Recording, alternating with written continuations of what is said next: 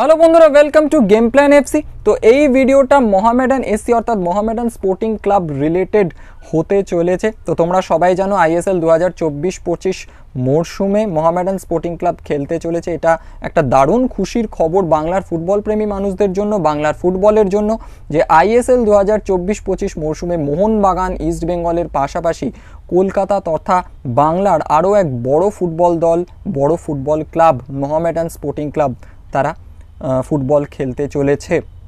একটা দারুণ ব্যাপার। এবং মোহামেডান এসসির জন্য এই আইএসএল সিজনটা অর্থাৎ আইএসএল 2024-25 সিজনটা প্রথম আইএসএল সিজন হতে চলেছে, অর্থাৎ তাদের ডেবিউ আইএসএল সিজন হতে চলেছে। দেখা যাক তারা কেমন পারফর্ম করে তাদের ডেবিউ আইএসএল সিজনে। ডেফিনেটলি অনেক এক্সপেকটেশন থাকবে তাদের থেকে, কেমন পারফর্ম করে তারা সেদিকে আমাদের অবশ্যই নজর থাকবে। তো সেই আইএসএল 2024-25 সিজনের জন্য মোহামেডান এসসি কেমন দল তৈরি করতে পারলো, কেমন স্কোয়াড তৈরি করতে পারলো, কেমন দল তৈরি হলো, সেই নিয়ে এই ভিডিওতে কথা বলবো।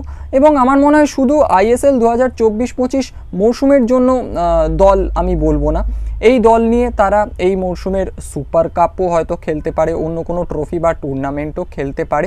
বাট যেহেতু আগামী 13ই সেপ্টেম্বর অর্থাৎ এই সামনের 13ই সেপ্টেম্বর থেকে আইএসএল 2024-25 মরশুম শুরু হতে চলেছে, তো আইএসএল 2024-25 মরশুমকেই আমি ফোকাসে রাখছি, সামনে রাখছি। এবং আইএসএল 2024-25 মরশুমের জন্য মোহামেডান এসসির কেমন স্কোয়াড, কেমন দল তৈরি হলো সেইভাবেই এই ভিডিওতে আমি কথা বলছি। তো অবশ্যই মোহামেডান এসসির স্কোয়াড দল কেমন তৈরি হয়েছে সেটা নিয়ে তো কথা বলবো, এবং সেই দলে যে সমস্ত প্লেয়ারের ব্যাপারে আমি জানতে পেরেছি, এখনও পর্যন্ত ইনফরমেশন পেয়েছি, তাদের ব্যাপারে বলবো। কয়েকটা নাম মানে কয়েকটা ফুটবলারের নাম যদি এক্ষেত্রে আমি মিস করে যাই, প্লিজ তোমরা কিছু মাইন্ড করো না, একটু ব্যাপারটা মানিয়ে নিও। যদি কোনো ফুটবলারের নাম বলতে ভুলে যাই, যদি খেয়াল না থাকে, তোমরা এই ভিডিওটারই কমেন্ট বক্সে কমেন্টের মাধ্যমে সেই ফুটবলারের নাম আমাকে একটু মনে করিয়ে দিও, একটু মানিয়ে নিও ব্যাপারটা। তবে হ্যাঁ, এখানে বলে রাখি মোহামেডান এসসির স্কোয়াডে আইএসএল 2024-25 মরশুমের জন্য মোহামেডান এসসির স্কোয়াডে যে সমস্ত ফুটবলাররা রয়েছে তাদের নাম কিন্তু আমি 1, 2, 3, 4, 5, 6 এরকমভাবে লিস্ট আকারে বলবো না।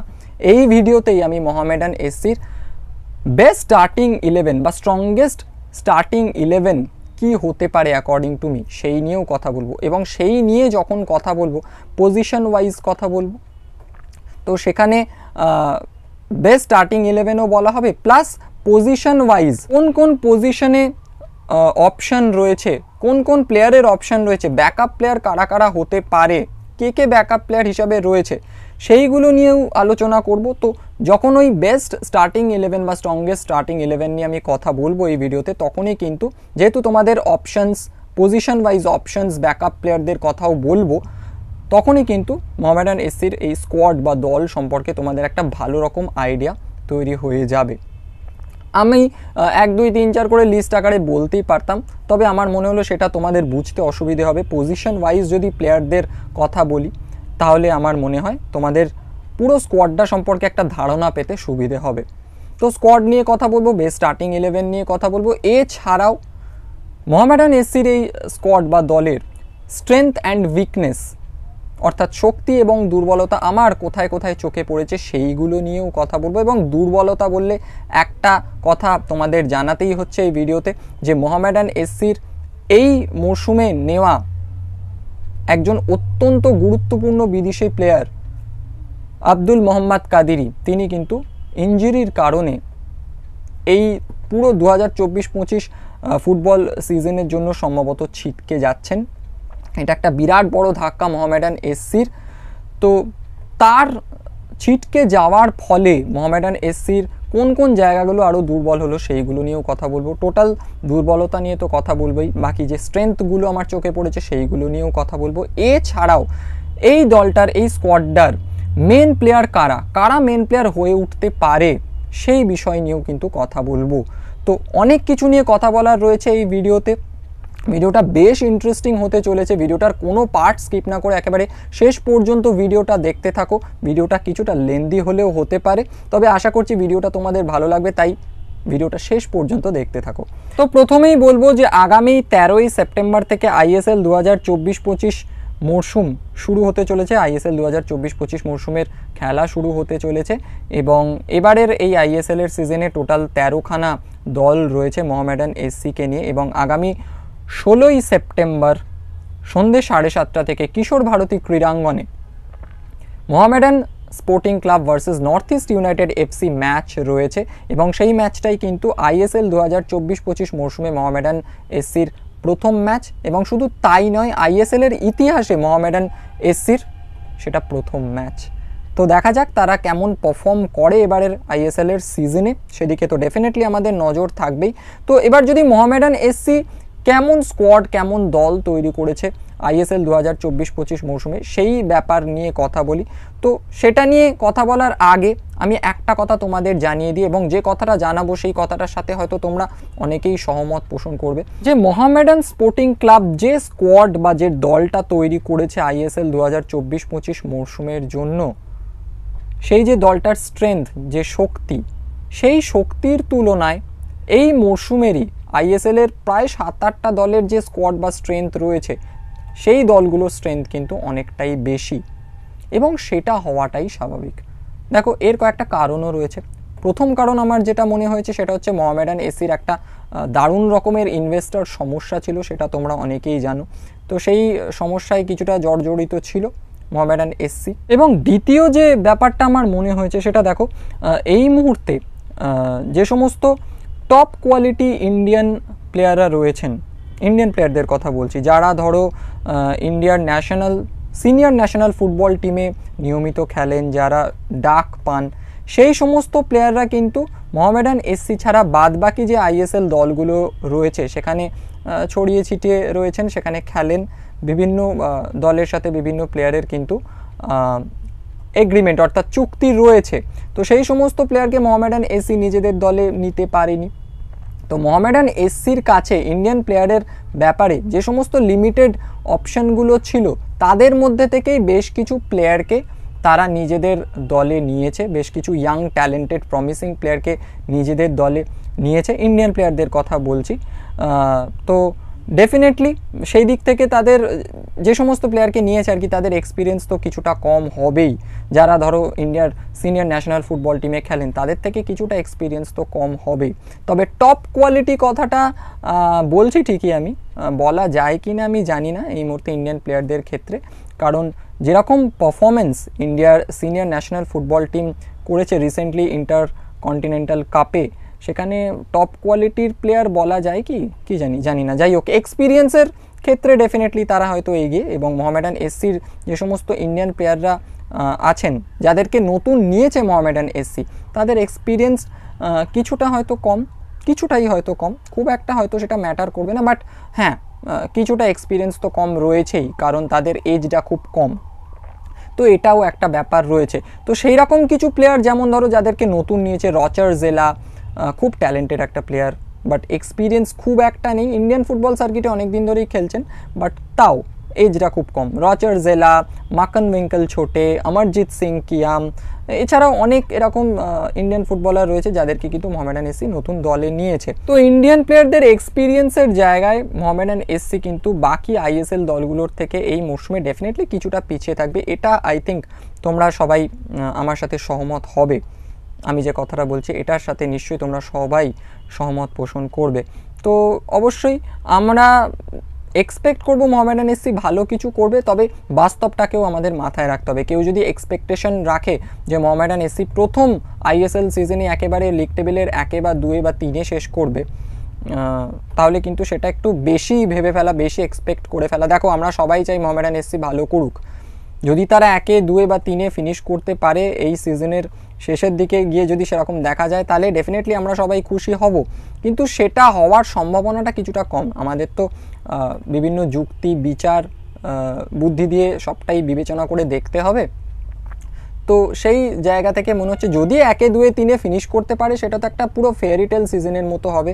আমার কাছে সেটা একটা মিরাকেলের মতো হবে। যদিও খেলার মাঠে সব কিছুই সম্ভব, তাও যেটা আমি বললাম, আপাতত যেরকম স্কোয়াড বা দল রয়েছে তার বেসিসে বেশি এক্সপেক্ট করা হয়ে যাবে। যদি টপ 6-এর মধ্যেও মোহামেডান এসসি থাকতে পারে সেটাও কিন্তু বিরাট বড় ব্যাপার হবে। তো যেটা বলছিলাম, মোহামেডান এসসি নতুন কিছু ইন্ডিয়ান প্লেয়ারকে দলে নিয়েছে, ইয়াং কিছু ট্যালেন্টেড ইন্ডিয়ান ফুটবলারকে দলে নিয়েছে এবারে নতুন, এবং বিগত মৌসুমে তাদের দলে খেলা বেশ কিছু ভালো ইন্ডিয়ান প্লেয়ারকে তারা এই মৌসুমেও রেখে দিয়েছে, অর্থাৎ 2024-25 মৌসুমেও রেখে দিয়েছে এমন কিছু ফুটবলারকে, ইন্ডিয়ান ফুটবলারকে, যারা কিন্তু তাদের হয়ে 2023-24 মৌসুমে ভালো ফুটবল খেলেছিলেন। ইন্ডিয়ান ফুটবলারের কথা বলছি, যেমন ধরো সামাদ আলী মল্লিকের কথা বলতে পারি, জোডিংলিয়ানা রালতের কথা বলতে পারি, মোহাম্মদ ইরশাদের কথা বলতে পারি, আরও এরকম অনেক নাম রয়েছে।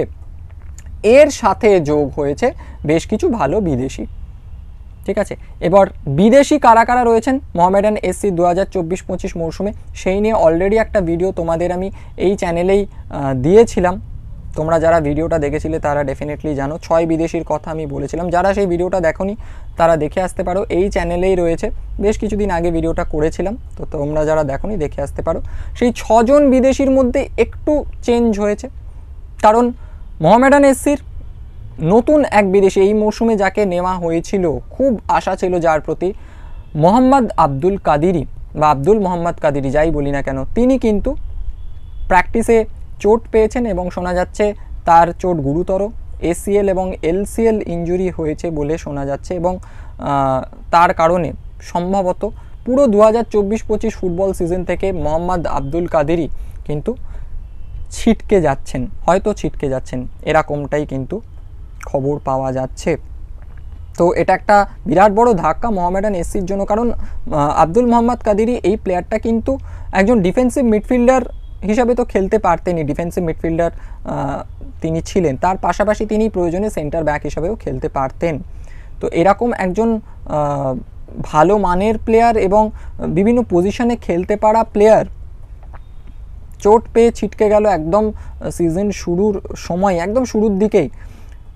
আইএসএলের একটা ম্যাচও তিনি খেলতে পারলেন না, এটা কিন্তু ডেফিনেটলি একটা বড় ধাক্কা মোহামেডান এসসির জন্য। অবশ্যই তার রিপ্লেসমেন্ট হিসেবে হয়তো কাউকে আনা হবে, কবে আনা হবে, কাকে আনা হবে সে বিষয়ে কিছু জানি না, আনা হবে বলেই মনে হয়, আনা তো হবেই ডেফিনেটলি, কারণ না আনলে মোহামেডান এসসির কিন্তু দলটা অনেকটা উইক হয়ে পড়বে, কারণ ওই ডিফেন্সিভ মিডফিল্ডার পজিশনটায় কিন্তু কোনো প্রপার ফরেন প্লেয়ার নেই। তো যাই হোক, কাদিরির পরিবর্তে কাকে আনা হবে, কবে আনা হবে সেটা তো আমরা জানি না। আপাতত তাহলে 5 বিদেশির কথাই আমি বলি এই ভিডিওতে। 5 বিদেশি হচ্ছেন জোসেফ আজ্জি, সেন্টার ব্যাক, এছাড়াও মির্জালাল কাসিমভ, তিনি সেন্ট্রাল মিডফিল্ডার, অ্যালেক্সিস গোমেজ, যিনি সেন্ট্রাল অ্যাটাকিং মিডফিল্ড পজিশনেও খেলতে পারেন, সেকেন্ড স্ট্রাইকার বা স্ট্রাইকার হিসাবেও খেলে দিতে পারেন। নেক্সট হচ্ছেন সিজার লোবি মানজোকি, যিনি একজন প্রপার স্ট্রাইকার বলা যায়, এবং কার্লোস ফ্র্যাঙ্কা, যিনি রাইট উইং পজিশনের পাশাপাশি স্ট্রাইকার হিসাবেও খেলতে পারেন এবং সেন্ট্রাল অ্যাটাকিং মিডফিল্ডার হিসাবেও খেলতে পারেন। তো এই হচ্ছে 5 বিদেশি। তো এইভাবেই কিন্তু মোহামেডান এসসি নিজের স্কোয়াড বা দলটাকে তৈরি করেছে। তো এবার যদি কথা বলি এই দলটার, এই স্কোয়াডটার স্ট্রেংথ অ্যান্ড উইকনেস, অর্থাৎ শক্তি এবং দুর্বলতা আমার কোথায় কোথায় চোখে পড়েছে। তো দেখো, প্রথমে যদি স্ট্রেংথ বা শক্তির কথা বলি, কোথায় কোথায় রয়েছে আর কি শক্তি এবং দুর্বলতা, তো প্রথমে যদি শক্তি বা স্ট্রেংথের কথা বলি, প্রথম যে স্ট্রেংথটা আমার চোখে পড়েছে সেটা হচ্ছে এই দলটার বিভিন্ন পজিশনে কিন্তু অনেকগুলো করে প্লেয়ার রয়েছে, 2-3টে করে প্লেয়ার তো রয়েছেই, তো ব্যাকআপ প্লেয়ার ভালো মতো মজুত রয়েছে, অপশানস রয়েছে। সেখানে যদি আমি একটা পজিশনের কথা বলি, যেমন ধরো রাইট ব্যাক পজিশনে ভ্যানলাল জুইডিকা রয়েছেন, সামাদ আলী মল্লিক রয়েছেন, জো জোহেরলিয়ানা রয়েছেন, এরকম কিন্তু প্রত্যেকটা পজিশনেই 2-3টে করে ভালো মানের ব্যাকআপ প্লেয়ার কিন্তু রয়েছে। আরও আমি ব্যাকআপ প্লেয়ার সম্পর্কে বলবো যখন বেস্ট স্টার্টিং 11 আমি তোমাদের এই ভিডিওতে বলবো মোহামেডান এসসির কী হতে পারে অ্যাকর্ডিং টু মি, সেখানে বাকি স্টার্টিং 11 নিয়ে তো বলবোই, ব্যাকআপ প্লেয়ারদের সম্পর্কে অপশান যারা রয়েছেন তাদের সম্পর্কেও বলবো। তো সেখানে স্কোয়াডটা সম্পর্কে তোমাদের আরও একটা ভালো ধারণা বা আইডিয়া তৈরি হয়ে যাবে।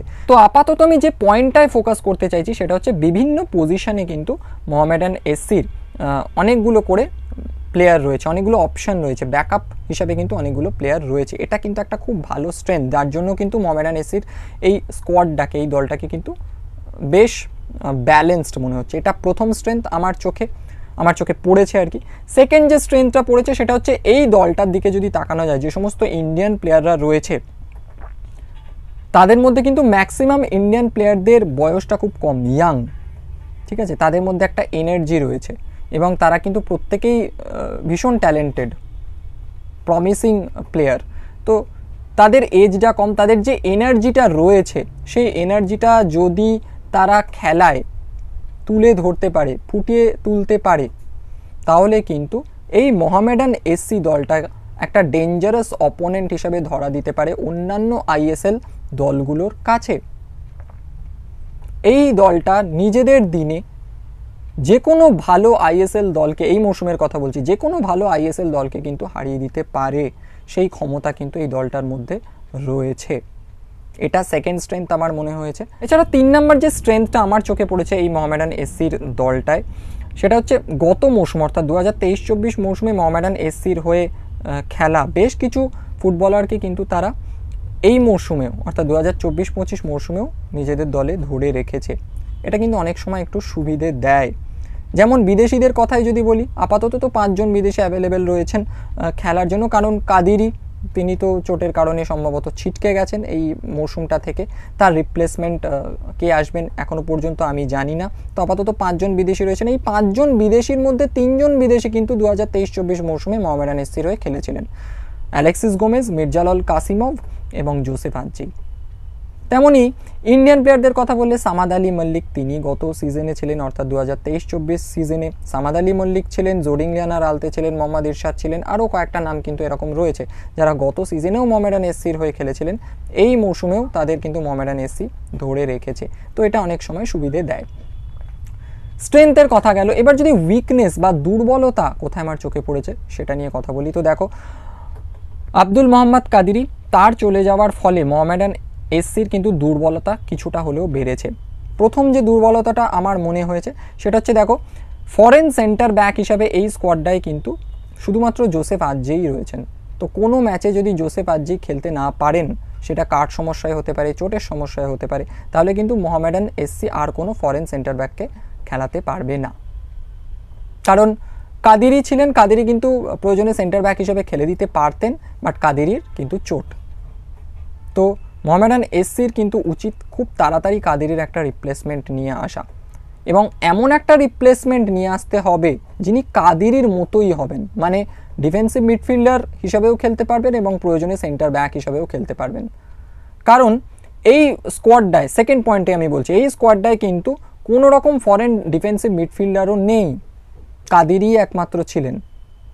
এবার যদি শুধুমাত্র মোহামেডান এসসি কাদিরির রিপ্লেসমেন্ট হিসাবে একজন সেন্টার ব্যাককে নিয়ে আসে, তাহলে ডিফেন্সিভ মিডফিল্ডার হিসাবে কোনো ফরেন প্লেয়ার থাকবে না এই স্কোয়াডটায়।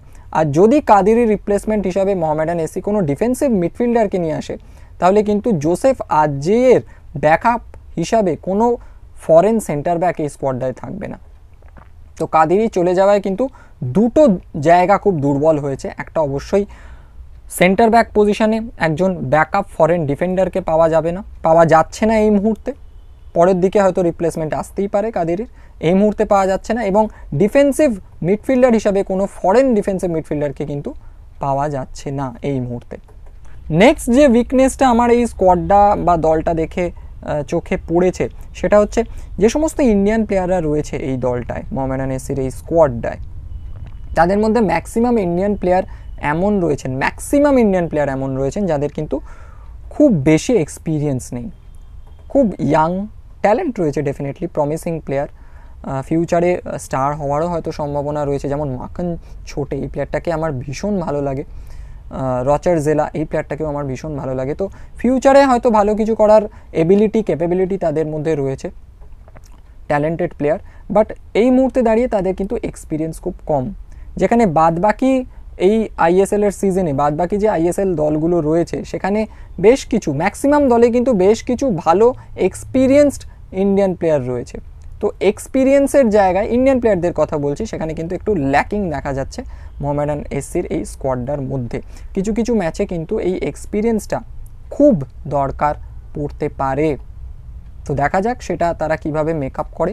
তো এই ছিল আমার চোখে পড়া মোটামুটি এই দলটার, মোহামেডান এসসির এই দলটার বা স্কোয়াডটার কিছু স্ট্রেংথ এবং উইকনেস। এবার যদি কথা বলি যে যে স্কোয়াডটা রয়েছে মোহামেডান এসসির, সেখান থেকে যদি আমাকে বলা হয় যে মোহামেডান এসসির বেস্ট বা স্ট্রংগেস্ট স্টার্টিং 11 কি হতে পারে আমার মতে, সেই নিয়ে যদি এবার আমি কথা বলি, তো দেখো এইটা বলার সঙ্গে সঙ্গে তোমাদের বলেইছিলাম ভিডিওর শুরুর দিকে যে স্কোয়াডটা সম্পর্কেও তোমাদের একটা ধারণা হয়ে যাবে, কারণ আমি ব্যাকআপ প্লেয়ার বা অপশানে কারা কারা রয়েছেন প্রত্যেকটা পজিশন ওয়াইজ সেগুলো আমি বলবো, সেই সমস্ত প্লেয়ারের নামগুলোও বলবো। তো দেখো মোহামেডান এসসি কোন ফরমেশনে আলটিমেটলি তাদের স্টার্টিং 11 খেলাবে সেটা তো আমি জানি না। তো আমি এখানে দুটো ফরমেশনের কথা বলবো, একটা হচ্ছে 4-2-3-1 এবং 4-3-3। যে ফরমেশন দুটোই আমার মনে হয় যে মোহামেডান এসসি যদি খেলে ভালোই হয় আমার মতে, আমি বলছি। তো প্রথমে যদি 4-2-3-1 এই ফরমেশনের কথায় আসি, তো গোলে পদম ছেত্রী আমার প্রথম চয়েস, বাট ব্যাকআপে কারা কারা রয়েছেন আর কি কি অপশান রয়েছে। আচ্ছা, প্রথমে বলে দিই যে পদম ছেত্রীর সাথে কিন্তু 2026-27 মরশুম পর্যন্ত মোহামেডান এসসি কন্ট্রাক্ট এক্সটেন্ড করেছে। তো পদম ছেত্রী আমার ফার্স্ট চয়েস গোলকিপার অবশ্যই। পদম ছেত্রী ছাড়া ভাস্কর রয় রয়েছেন, যাকে কিন্তু আমার যতদূর খেয়াল পড়ছে একটা সিজনের জন্য মোহামেডান এসসি সই করেছে, অর্থাৎ 2024-25 সিজনের জন্য। তো ভাস্কর রয় রয়েছেন অপশন হিসাবে গোলকিপিং পজিশনটায়। এছাড়াও কিন্তু দুজন জুনিয়র প্লেয়ার, আমি যদি খুব একটা ভুল না করে থাকি, দুজন জুনিয়র প্লেয়ার রয়েছেন, একজন শুভজিৎ বলে একটা প্লেয়ার, শুভজিৎ ভট্টাচার্য বলে একটা প্লেয়ার, এবং নিখিল ডেকা বলে একটা প্লেয়ার। তো আরও যদি কেউ থেকে থাকে, আমার যদি মনে না পড়ে থাকে এই মুহূর্তে, তোমরা প্লিজ এই ভিডিওটার কমেন্ট বক্সে কিন্তু কমেন্ট করে সেই নামগুলো আমাকে মনে করে জানিয়ে দিও। তো ফার্স্ট চয়েস অবশ্যই আমার গোলকিপিং পজিশনের জন্য পদম ছেত্রী। দুজন সেন্টার ব্যাকের কথা যদি বলি, একজন সেন্টার ব্যাক তো অবশ্যই জোসেফ আজ্জেই হবেন, ফরেন সেন্টার ব্যাক, তার সাথে মোহাম্মদ ইরশাদ আমার ফার্স্ট চয়েস। এবার এখানে দেখো মোহাম্মদ ইরশাদ ছাড়াও তোমার গৌরব বোরা রয়েছে, গৌরব বোরা যাকে মোহামেডান এসসি এবারে দলে নিয়েছে। তো গৌরব বোরার একটা অপশান রয়েছে। এছাড়াও কিন্তু এমন অনেক ফুল ব্যাকরা রয়েছেন মোহামেডান এসসির যারা কিন্তু সেন্টার ব্যাক পজিশনে খেলতে পারেন। যেমন আমি যতদূর জানি সাজ্জাদ হোসেন প্যারে বলে প্লেয়ারটা, তিনি কিন্তু একজন ফুল ব্যাক, তিনি কিন্তু সেন্টার ব্যাক পজিশনেও খেলতে পারেন। এরকম আরও একজন দুজন রয়েছেন। তো আমার প্রথম পছন্দ জোসেফ আজ্জের সাথে মোহাম্মদ ইরশাদ। এবার যদি রাইট ব্যাকের কথা বলি, সেখানে বেশ কিছু ভালো অপশন রয়েছে, যেমন সামাদ আলী মল্লিক রয়েছেন, জোহের লিয়ানা রয়েছেন, ভ্যানলাল জুইডিকা রয়েছেন। আমার প্রথম পছন্দ অবশ্যই সামাদ আলী মল্লিক। লেফট ব্যাক পজিশনের কথা যদি বলি, সেখানেও বেশ কিছু অপশন রয়েছে, যেমন জোডিং লিয়ানা রালতে রয়েছেন, মোহাম্মদ জাসিম রয়েছেন, এছাড়াও তোমার কে রয়েছেন ভুলে যাচ্ছি নামটা, সাজ্জাদ হোসেন প্যারে রয়েছেন। তো এখানেও ভালো ভালো তিনটে অপশন রয়েছে। আমার প্রথম পছন্দ লেফট ব্যাক হিসাবে জোডিং লিয়ানা রালতে। তো এই গেল আমার গোলকিপিং এবং ডিফেন্সের প্লেয়ার। এরপর যদি আমি বলেছিলাম 4-2-3-1, তো দুজন যদি ওই মিডফিল্ডারের কথা বলি, সেখানে আমি চাই যে কাসিমভের সাথে, মানে মির্জালাল কাসিমভের সাথে অমরজিৎ সিং কিয়াম, এই দুজন শুরু করুন।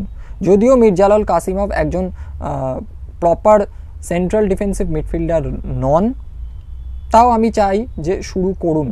কাদেরের রিপ্লেসমেন্ট যখন চলে আসবে, তিনি যদি সেন্ট্রাল ডিফেন্সিভ মিডফিল্ড পজিশনে খেলতে পারেন, তাহলে স্টার্টিং 11-এ আমি মির্জালাল কাসিমভকে রাখবো না, সেই প্লেয়ারটিকে রাখবো। ওকে, আপাতত যেহেতু এখন কোনো প্রপার সেন্ট্রাল ডিফেন্সিভ মিডফিল্ডার নেই, আমি কাসিমভকে রাখছি অমরজিৎ সিং কিয়ামের সাথে। এখানে অমরজিৎ সিং কিয়াম ছাড়াও অপশন রয়েছে, যেমন আঙ্গুসানা রয়েছেন, তিনিও ডিফেন্সিভ মিডফিল্ডার হিসেবে ভালোই খেলতে পারবেন আশা করি। কাসিমভকে আমি রেখেছি ঠিকই ওই পজিশনটায়, বাট তিনি কিন্তু প্রপার সেন্ট্রাল ডিফেন্সিভ মিডফিল্ডার নন। তিনি মেনলি এখানে অ্যাটাকের সাথে ডিফেন্সের মাঝখানে একটা ব্রিজের মতো কাজ করবেন, একজন box to box midfielder basically. তো তিনি একটা ব্রিজের মতো কাজ করবেন, একটু অ্যাডভান্স পজিশনে কিন্তু কাসিমভ থাকবেন, এবং প্রপার ডিফেন্সিভ মিডফিল্ডার হিসাবে কিন্তু থাকবেন অমরজিৎ সিং কিয়াম। আমি যে স্টার্টিং 11টার কথা বলছি, আমার মতে একজন সেন্ট্রাল অ্যাটাকিং মিডফিল্ডার হিসাবে আমি রেখেছি অ্যালেক্সিস গোমেজকে। দুটো উইংয়ে দেখো আমি চাই ইন্ডিয়ান প্লেয়াররা খেলুক। তো আমি লেফট উইঙ্গার হিসাবে রচার জেলাকে রাখছি, রাইট উইঙ্গার হিসাবে আমি মাখন উইঙ্কল ছোটেকে রাখছি। এবার লেফট উইঙ্গার হিসাবে রচার জেলা ছাড়াও বিকাশ সিং বলে প্লেয়ারটা রয়েছে, সেই প্লেয়ারটাও খুব ভালো অপশন রয়েছে। রাইট উইংয়ের কথা বললে সেখানে লালরেম সাঙ্গা বলে একটা প্লেয়ার রয়েছে, ভীষণ ভালো প্লেয়ার, তো সেখানেও অপশান রয়েছে। মিডফিল্ডে তোমাদের আমি বলতে ভুলে গেছি, জেরেমি লালদিন পুইয়া বলে একটা প্লেয়ার রয়েছে, তিনিও কিন্তু মিডফিল্ডার। লালরিন ফেলার অপশন রয়েছে, তিনিও কিন্তু মিডফিল্ডার। তো তোমরা বুঝতেই পারছো প্রত্যেকটা পজিশনে অনেকগুলো অপশন কিন্তু রয়েছে। এবার চলে আসি স্ট্রাইকারদের কথায়। স্ট্রাইকার হিসাবে আমার প্রথম পছন্দ কার্লোস ফ্রাঙ্কা। হ্যাঁ, তিনি বেসিক্যালি একজন রাইট উইঙ্গার, তিনি কিন্তু রাইট উইং দিয়ে অপারেট করতে পারেন, বাট তার পাশাপাশি তিনি কিন্তু স্ট্রাইকার বা সেন্ট্রাল অ্যাটাকিং মিডফিল্ডার হিসেবেও খেলতে পারেন। আমি কার্লোস ফ্রাঙ্কাকে স্ট্রাইকার হিসেবে রাখছি। এখানেও অপশন রয়েছে, সরাইসাম রবিনসন সিং রয়েছেন ইন্ডিয়ান প্লেয়ার, সিজার লোবি মানজোকি রয়েছেন, বাট আমার প্রথম পছন্দ কার্লোস ফ্রাঙ্কা।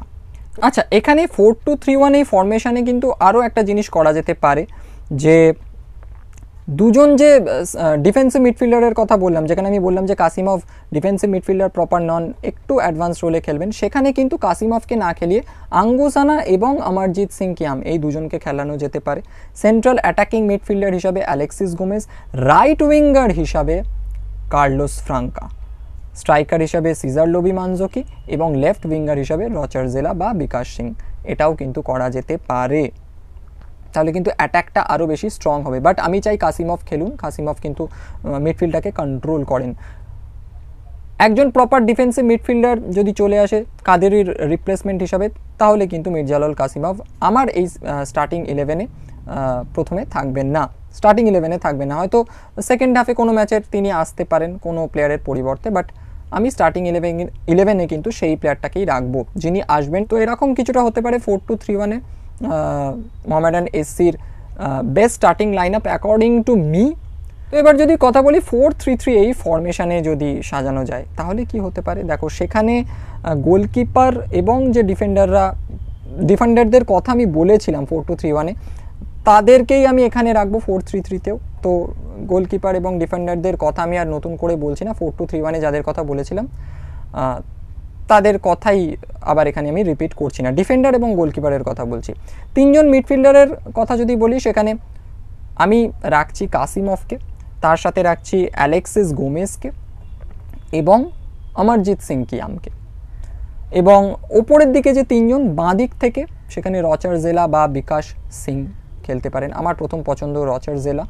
ডান দিক থেকে ডান দিকের উইংয়ে মাকান ছোটে আমার প্রথম পছন্দ, সেখানে লালরেম সাঙ্গাও রয়েছেন, ভালো প্লেয়ার তিনিও, আমার প্রথম পছন্দ মাখন উইঙ্কেল ছোটে, এবং স্ট্রাইকার হিসাবে কার্লোস ফ্রাঙ্কা। এবার এখানে একটা জিনিস দেখো, যে সমস্ত উইঙ্গাররা রয়েছেন তারা কিন্তু বোথ সাইড, কিছু কিছু উইঙ্গার বোথ সাইড খেলতে পারেন, যেমন রচার জেলা তিনি রাইট উইংয়েও খেলতে পারেন, লেফট উইংয়েও খেলতে পারেন। মাখন উইঙ্কেল ছোটে তিনি রাইট উইংয়েও খেলতে পারেন, লেফট উইংয়েও খেলতে পারেন। এটা কিন্তু মোহামেডান এসসিকে খুব সুবিধে দেবে। তো 4-3-3 অনুযায়ী এরকম কিছুটা হতে পারে। আমার পছন্দটা আমি জানালাম বেস্ট স্টার্টিং 11 4-3-3 ফরমেশন অনুযায়ী।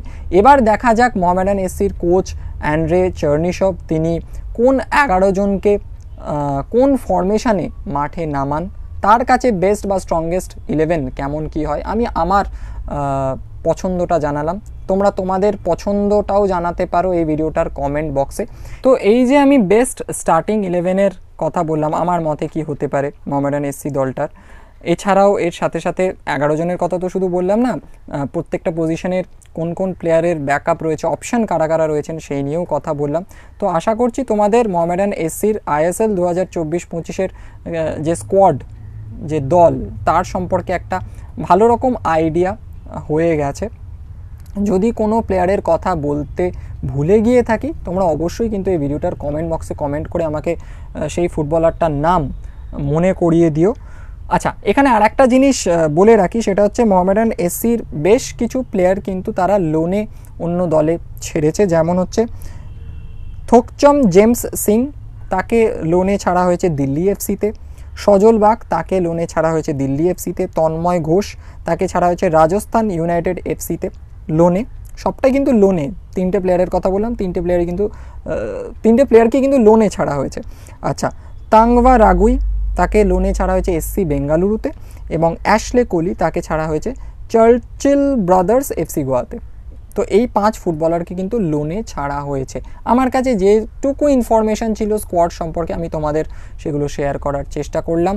এবার যদি কথা বলি যে এই স্কোয়াডটা বা এই দলটার মোহামেডান এসসির, সেখানে মেন প্লেয়ার কারা বা কারা মেন প্লেয়ার হয়ে উঠতে পারেন, আমি কয়েকজনের নাম বলবো যাদের দিকে কিন্তু বেশি আমার নজর থাকবে। প্রথম নামটাই হচ্ছে কার্লোস ফ্রাঙ্কা, এই প্লেয়ারটার দিকে আমার নজর থাকবে। এছাড়াও অ্যালেক্সিস গোমেজ, এই প্লেয়ারটার দিকে নজর থাকবে। বিদেশিদের কথা আপাতত বলছি। সেন্টার ব্যাক পজিশনে জোসেফ আদজেই, এই প্লেয়ারটার দিকেও কিন্তু আমার নজর থাকবে।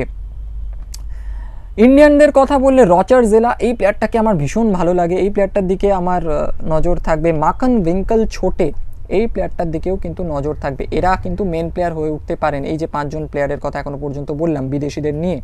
এছাড়া আর একটা প্লেয়ার অমরজিৎ সিং কিয়াম, এই প্লেয়ারটার উপরও কিন্তু অনেক কিছু নির্ভর করবে। মিডফিল্ডটাকে কন্ট্রোল করার ব্যাপারে কিন্তু অমরজিৎ সিং কিয়ামের একটা ভালো রকম ভূমিকা থাকতে চলেছে বলে আমার মনে হয়। তো এই প্লেয়ারটার দিকেও কিন্তু নজর থাকবে। তো এই 6টা প্লেয়ারের দিকে আমার নজর থাকবে এবং এই 6টা প্লেয়ার কিন্তু কোথাও না কোথাও মোহামেডান এসির মেন প্লেয়ার হয়ে উঠতে পারে। এমনটা নয় যে এই 6টা প্লেয়ার বাদে আর কেউ মেন প্লেয়ার হয়ে উঠতে পারবে না, সেরকমটা নয়, হতেই পারে। বাট এই 6টা প্লেয়ার আমার মতে এই দলটার কিন্তু মেন প্লেয়ার বা মেন প্লেয়ার হয়ে উঠতে পারে। আর একজন হতে পারতেন, তিনি হচ্ছেন কাদিরি। তো এই মুহূর্তে কাদিরি তো নেই, ছিটকে গেছেন চোটের জন্য। তো তার পরিবর্তন হিসাবে কে আসেন সেটা দেখা যাক। যিনি আসবেন তিনি যদি সেন্টার ব্যাক পজিশন এবং ডিফেন্সিভ মিডফিল্ডার হিসাবে খেলতে পারেন তাহলে কিন্তু তিনিও একজন মেন প্লেয়ার হতে পারেন এই স্কোয়াডটায়, এই দলটায়। তো এই সমস্ত প্লেয়ারের দিকে নজর থাকবে, টোটাল গোটা টিমটার দিকেই নজর থাকবে। দেখো, একটা টিমকে ভালো পারফরমেন্স করতে গেলে শুধুমাত্র 4টে 5টা 6টা 7টা প্লেয়ারের ভালো খেলার ওপর সেটা কিন্তু নির্ভর করবে না।